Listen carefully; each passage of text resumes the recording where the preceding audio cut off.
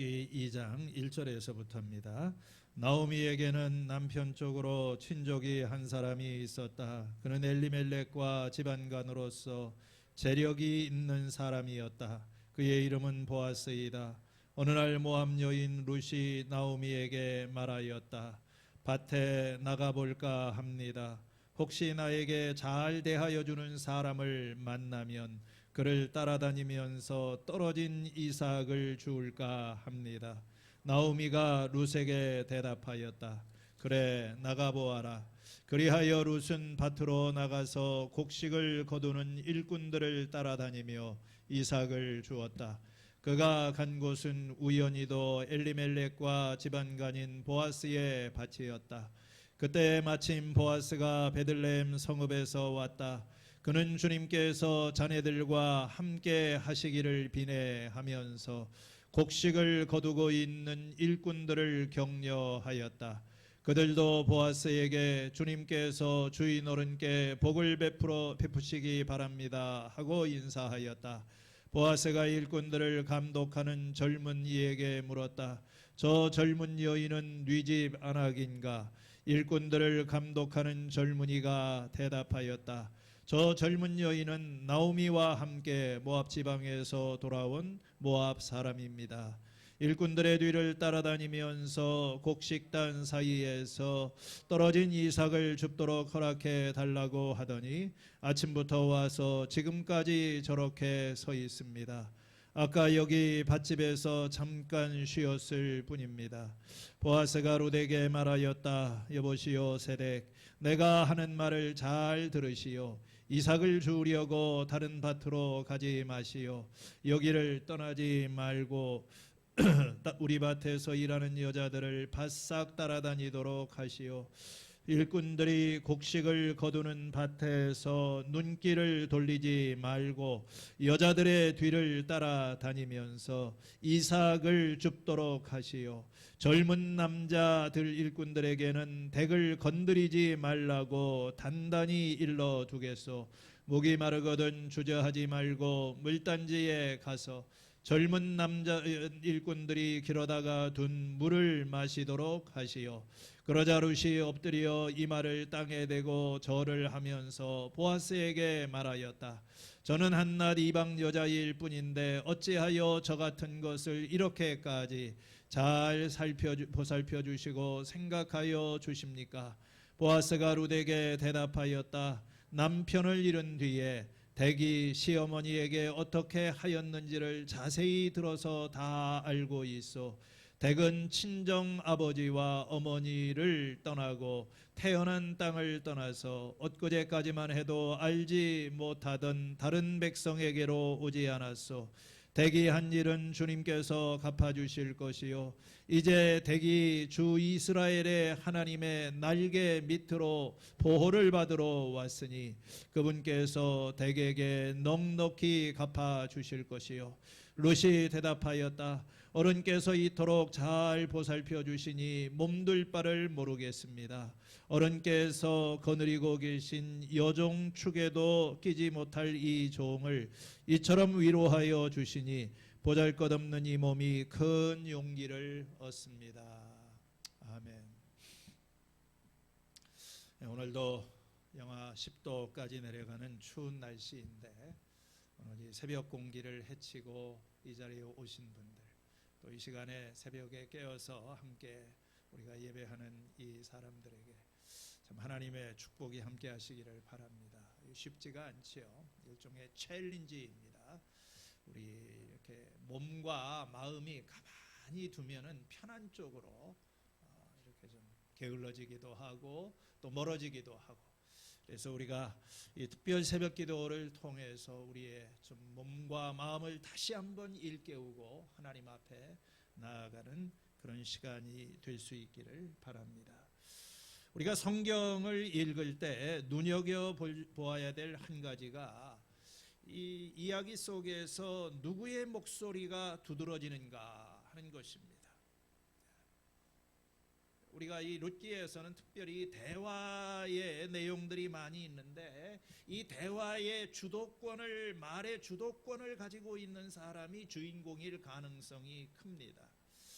1장 전체에서는 이 비탄에 잠겨 있는 나오미의 목소리, 베들레헴을 향해서 돌아오는 이 나오미가 며느리들을 설득하는 목소리, 또 베들레헴에 도착해서 나를 나오미라고 부르지 말아라, 이렇게 어떤 슬픔에 젖어 있는 좀 다소 우울하고 비관적인 이 나오미의 목소리가 두드러졌어요. 물론 거기에 이 시어머니와 함께 하겠다고 하는 룻의 감동적인 그런 스피치가 나오기는 하지만 1장에서 룻은 아직 배경적인 인물에 불과합니다. 이제 2장이 시작이 되면서 룻이 전면에 부상을 하고 나오미의 목소리는 뒤로 이제 물러나게 됩니다. 다시 말하면 이 목소리를 통해서 우리는 룻이 주도권을 취하고 나오미는 거기에 단순히 반응하는 사람으로 역할이 바뀌게 되는 것입니다. 1장에서 우리는 이 베들레헴 출신의 한 가정에 닥친 연이은 불행과 그로 인해서 홀로 남게 되어 있는 나오미의 그 슬픈 처지에 대해서 살펴봤습니다. 이제 이러한 문제의 첫 번째 문제 해결의 첫 번째 단계로서 이제 이 이야기의 주인공인 룻과 보아스라고 하는 두 사람의 그 만남을 여기에서 이제 소개하고 있습니다. 1장에서 이 문제 가운데 있는 나오미, 이 나오미의 외롭고 텅 비어 있는 삶을 기쁨이 가득한 회복의 자리로 인도해 가시는 이 하나님의 구원, 그 하나님의 구원을 이루는데 쓰임을 받고 있는 헤세드의 사람들, 이 사람들이 바로 룻과 보아스인 것입니다. 오늘 이 2절의 말씀을 보면 이렇게 시작을 합니다. 어느 날 이 베들레헴에 돌아온 지 이제 얼마 지나간 다음에 모압 여인 룻이 나오미에게 말하였다. 밭에 나가볼까 합니다. 혹시 나에게 잘해주시는 사람을 만나면 그를 따라다니면서 이삭을 줍겠습니다. 여기 이 룻의 목소리로 시작을 하지요. 오늘 이 말씀에서 룻은 굉장히 적극적이고 용감한 여자로 묘사가 되고 있습니다. 나오미가 우여곡절 끝에 자기 고향에 돌아왔지만 꼼짝을 하지 않고 있어요. 삶의 쓰라린 고통과 상실을 경험했던 이 나오미는 고향에 돌아왔지만 움직이지를 않아요. 그냥 집에서 밖으로 나가지를 않습니다. 그래서 이 며느리인 룻이 이제 내가 일을 해야 되겠다, 밭에 나가서 일을 하겠다, 이삭을 줍겠다, 이렇게 상황 반전을 모색하는 것입니다. 이게 쉽지 않은 일이지요. 여러분, 룻은 이제 막 베들레헴에 도착한 이방 여자입니다. 아는 사람이 하나도 없어요. 그리고 모든 사람들이 다 사실은 이 모압 여인인 이 룻을 무시하는 사실은 그런 상황입니다. 그런데 이러한 상황에서 먹을 것은 없고 그대로 있을 수가 없습니다. 그래서 이 시어머니를 봉양하기 위해서 위험을 감수하고 이제 들판으로 나가는 것입니다.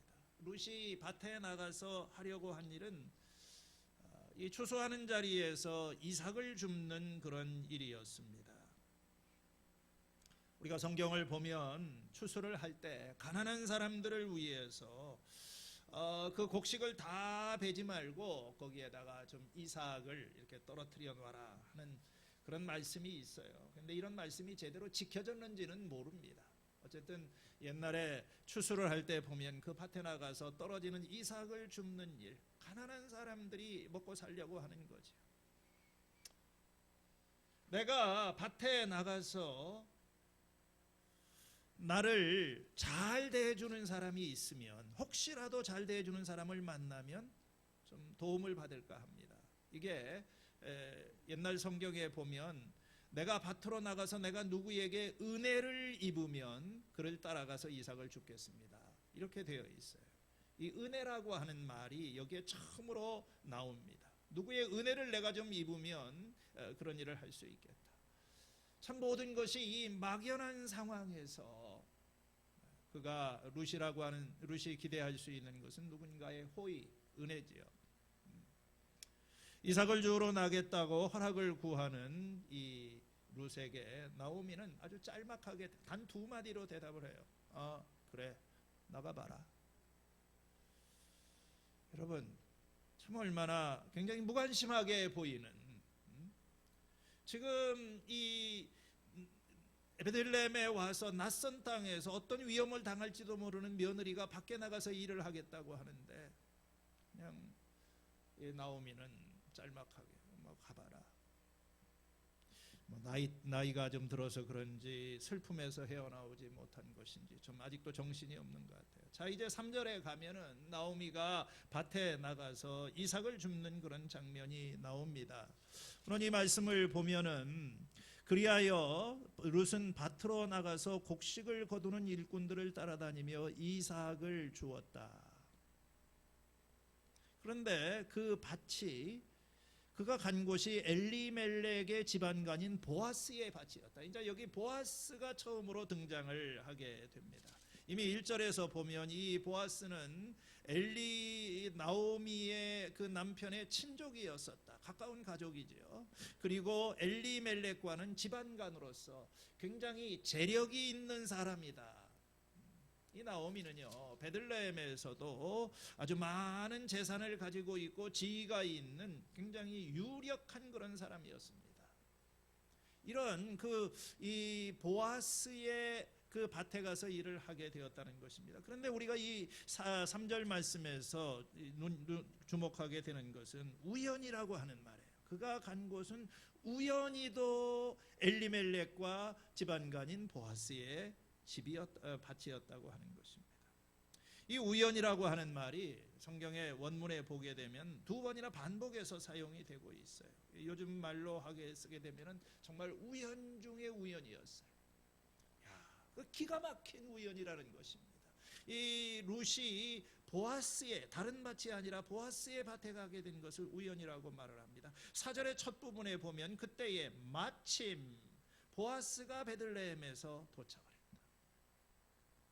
이 마침이라고 하는 말이 또 우연이라고 하는 것에다가 뭔가 플러스 효과를 가져옵니다. 좀 상당히 놀라움의 그런 표현이죠. 아니 룻이 그 시간에 가서 이 보아스에 가서 일을 그것도 친족집에 그 보아스에게 그 밭에서 일을 하는데 그 순간에 마치 이 룻이 등장하고 얼마 후에 그걸 기다렸다는 듯이 갑자기 그 시간을 맞춰서 보아스가 등장을 하는, 적시에 등장을 하는 거예요. 조금만 늦었어도 서로 엇갈렸을 거예요. 기가 막힌 우연이다. 성경은 그렇게 기록을 하고 있어요. 그게 정말 우연이었을까요? 네. 이 룻과 보아스에게 우리가 인간의 눈으로 볼 때는 참 우연처럼 보이지는 모르지만 하나님에게는 우연이 아닙니다. 성경적인 이 세계에서는 우연이라고 하는 것이 없어요. 그건 하나님의 섭리이고 하나님의 인도하심인 것입니다. 그래서 이 말씀에 우연이라고 하는 이거 마침 그 순간에 우연히 만났다, 그런 말을 통해서 사실 성경이 여기서 말하고자 하는 것은 이 하나님의 주권, 하나님의 일하시는 거예요. 그러니까 우리는 벌써 이 1장을 읽으면서 이 나오미 가정의 그 불행한 그 삶 속에 하나님이 일하고 계시다고 하는 것을 여러 번 봤어요. 하나님께서 베들레헴에 풍년이 들게 하시고 하나님께서 그들을 여기까지 인도하셨습니다. 우리는 알고 있어요. 정말 어떻게 이렇게 우연이군요.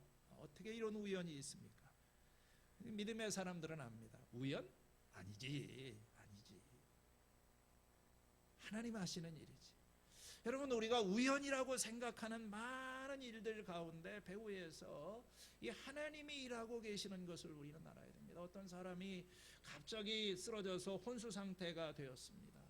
원래 그 가까운 병원이 있는데 딸이 이 어머니를 모시고 좀 멀리 있는 다른 병원으로 갔어요. 어떻게 하여간 급하게 이렇게 갔는데 예정된 병원이 아니에요. 마침 거기에 가니까 굉장히 그 분야에 대한 뛰어난 외과 의사가 있었어요.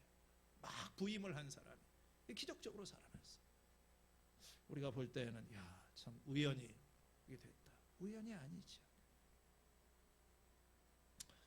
오늘 하나님께서 우리 안에서 일하고 계신다.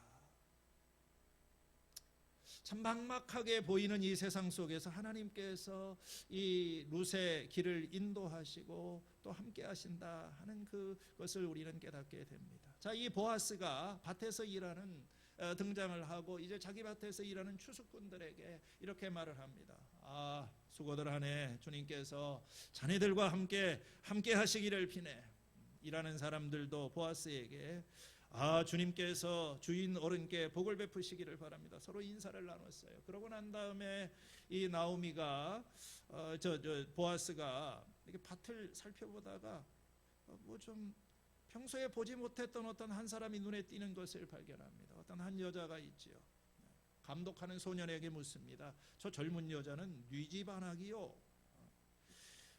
이를 감독하는 젊은 사람이 대답을 합니다. 저 젊은 여자는 나오미와 함께 모압 지방에서 돌아온 모압 사람입니다. 이렇게 여기서 그냥 대답을 하고 뭐 누굽니다 이렇게 하면 되는데 그 다음에 또 설명이 이어져요. 일꾼들을 따라다니면서 곡식 사이에서 떨어진 이삭을 줍도록 허락해달라고 나한테 와서 얘기를 하더니 아침부터 와서 지금까지 저렇게 서 있습니다. 쉬지도 않고 저렇게 일을 합니다. 왜 이렇게 자세하게 설명할까요? 뭔가 좀 이 룻이 이 감독하는 사람을 좀 곤란하게 만들었던 것 같아요. 여러분들 4절 말씀인가 여기에 보면 7절 말씀에 룻이 와서 뭐라고 부탁을 했냐면은 곡식단 사이에서 떨어진 이삭을 줍도록 허락해달라 이렇게 부탁을 한 거예요.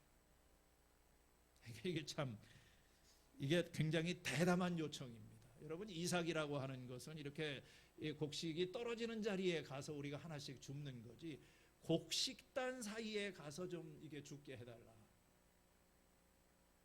좀 룻이 생각하기에 그냥 떨어지는 것만 가지고서는 안 된 것 같아요. 그래서 차라리 곡식 뭔가 하여간 거기에서 좀 뭔가 특별한 권리를 요구했던 것 같아요. 이게 나오미 보아스 이 감독자가 자기 결정할 수 없으니까 좀 기다리다 이제 보아스가 오니까 그 얘기를 꺼내고 있는 것 상황인 것 같습니다. 자, 이제 보아스의 반응이 궁금하지요. 이 보아스는 이 룻에 대해서 어떤 반응을 보일까? 좀 친절하게 대할까? 아니면 좀 엄하고 인색하게 대할까? 뭐 꾸짖을까? 뭐 저런 여자가 다 있나?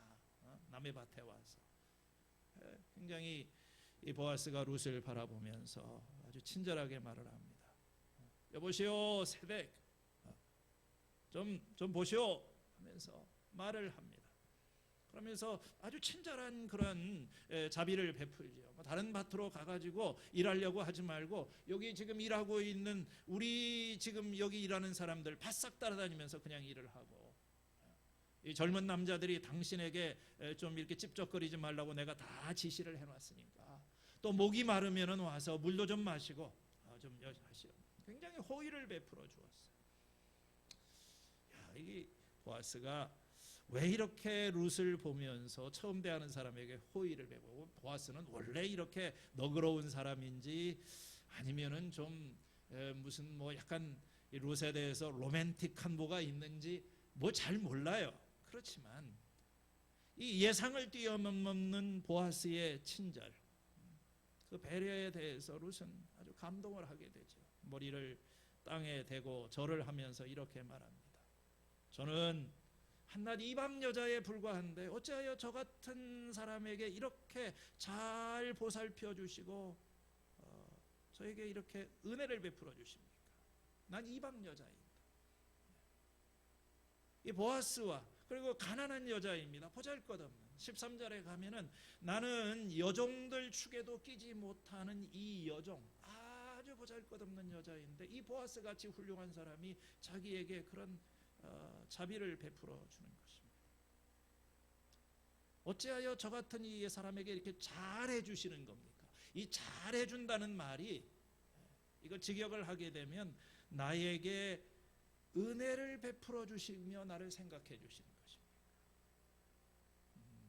이 은혜라고 하는 말이 2절에서도 나왔었죠. 내가 누구의 은혜를 은혜를 입을 수 있으면, 그런 자기에게 은혜 베풀어 줄 사람에 대한 기대를 가지고 집을 나섰어요. 이제 20절에 보니까 그 은혜가 보아스를 통해서 자기에게 주어지고 있는 것을 깨닫고 있습니다. 13절에도 가면은 이토록 잘 보살펴 주시니 나에게 은혜를 주셨으니 앞으로도 좀 그런 은혜를 입기를 원한다.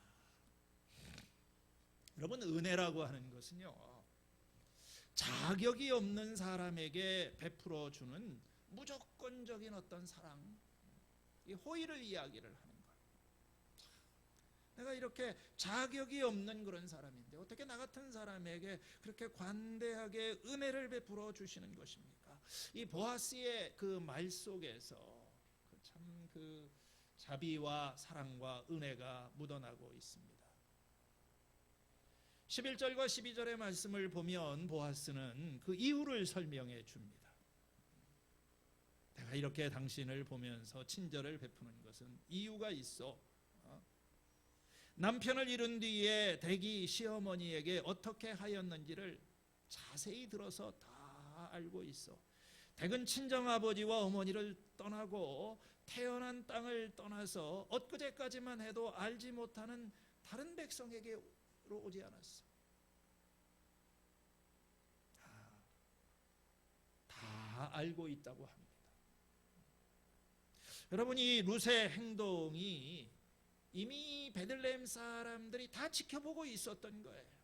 보아스도 처음 보는 것 같지만 사실 이 룻에 대한 소문을 듣고 있었다. 나오미가 돌아왔고 이 룻이라고 하는 이 모압 며느리와 함께 왔는데 그 며느리의 행동이 참 갸륵한 것입니다. 자기 친정 부모가 있는 고향 땅을 떠나서 엊그제까지만 하더라도 전혀 생면부지 알지도 못하는 이 베들레헴까지 왔는 그녀의 특별한 어떤 헌신, 사랑, 용기. 그러면서 12절에 이렇게 말을 하지요. 댁이 한 일은 주님께서 갚아주실 것이요. 이제 댁이 주 이스라엘의 하나님의 날개 밑으로 보호를 받으러 왔으니 그분께서 댁에게 넉넉히 갚아주실 것이요. 이게 참 아름다운 말이에요. 여러분, 보아스가 볼 때에는 마치 이 룻이라고 하는 아주 젊고 여리고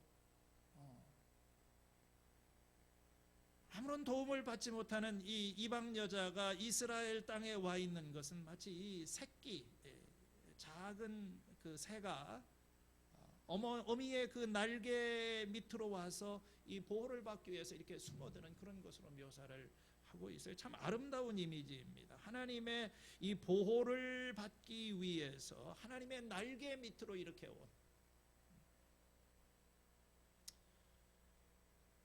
오늘 이 룻에 대해서 하나님께서 갚아주실 것이다. 하나님 갚아주십니다.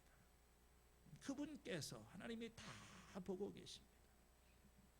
하나님이 다 알고 계십니다. 물론 이 하나님의 갚아주심이 보아스를 통해서 이미 보아스가 많은 걸 베풀어 주었어요. 그러나 이 보아스는 룻에게 축복을 합니다. 하나님이 당신의 그 아름다운 선행에 대해서, 헌신에 대해서 하나님이 복을 주시고 갚아주실 것입니다. 여러분, 오늘 우리가 이 말씀을 통해서 우리는 하나님이 일하신다, 하나님이 보고 계신다, 하나님이 세상을 다스리고 계신다. 정말 문제 많은 세상, 가진 모든 것을 다 잃어버리고 정말 외로움. 우리 윤수도 보스턴에 가가지고 처음 가니까 마치 이 룻이 베들레헴에 온 것처럼 막막하고 작은 새가 어디 가서 피할 데가 없는 거예요. 하나님이 인도하십니다.